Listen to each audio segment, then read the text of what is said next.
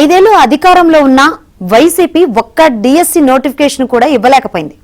ఇప్పుడు కూటమి సర్కార్ ఒకే నోటిఫికేషన్ తో 16,000కు పైగా ఉద్యోగాలు భర్తీ చేయడాన్ని జీర్ణించుకోలేకపోతోంది.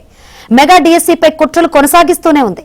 ఉపాధ్యాయ నియామకాలకు గండికొట్టే ప్రయత్నాలు చేస్తూనే ఉంది.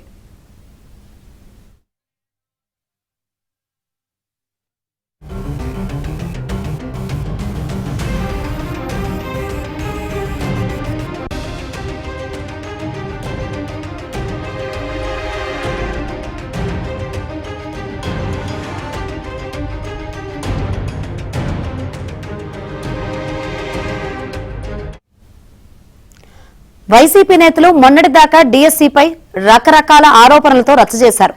ప్రభుత్వం స్పందించి ప్రతి అంశంపైన స్పష్టమైన వివరణ ఇవ్వడంతో మౌనముద్ర వేశారు.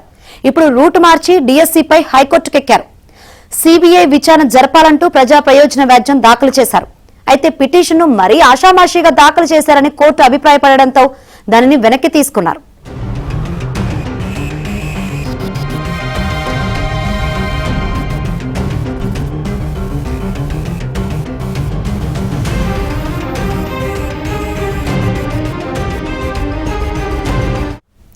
మెగా డిఎస్సి నియామక ప్రక్రియపై సిబిఐతో సమగ్ర విచారణ జరిపించాలని కోరుతూ వైసీపీ ఎమ్మెల్సీ పర్వతిరెడ్డి చంద్రశేఖర్ రెడ్డి హైకోర్టులో ప్రజా ప్రయోజన వ్యాజ్యం దాఖలు చేశారు.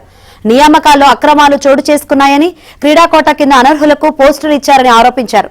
ఈ వ్యాజ్యం సోమవారం హైకోర్టు ప్రధాన న్యాయమూర్తి జస్టిస్ లిసాగిల్, జస్టిస్ చల్లా గుణరంజన్ తో కూడిన ధర్మాసనం ముందు విచారణకు వచ్చింది.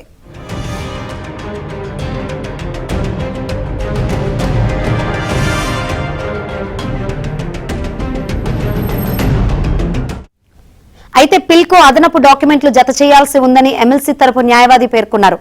పిటిషన్ ఉపసంహరించుకుని తిరిగి దాఖలు చేసేందుకు వెసులుబాటు కల్పించాలని కోరారు. ఈ దశలో ధర్మాసనం జోక్యం చేసుకుని పిల్ను చాలా క్యాజువల్ విధానంలో దాఖలు చేశారని ఆక్షేపించింది. పిల్లో చేసిన ఆరోపణలకు సంబంధించి డాక్యుమెంట్లను జత చేయలేదని పేర్కొంది. అలాగే ఆయా పత్రాలను వరుస క్రమంలో పెట్టకుండా పిటిషన్ వేశారని అభ్యంతరం తెలిపింది. దీంతో పిటిషనర్ తరపు న్యాయవాది క్షమాపణ కోరారు. అనంతరం ధర్మాసనం పిల్ను కొట్టివేస్తూ ఉపసంహరణకు అనుమతి ఇచ్చింది. తాజాగా పిల్ దాఖలు చేసుకునేందుకు పిటిషనర్ కు అవకాశం ఇచ్చింది.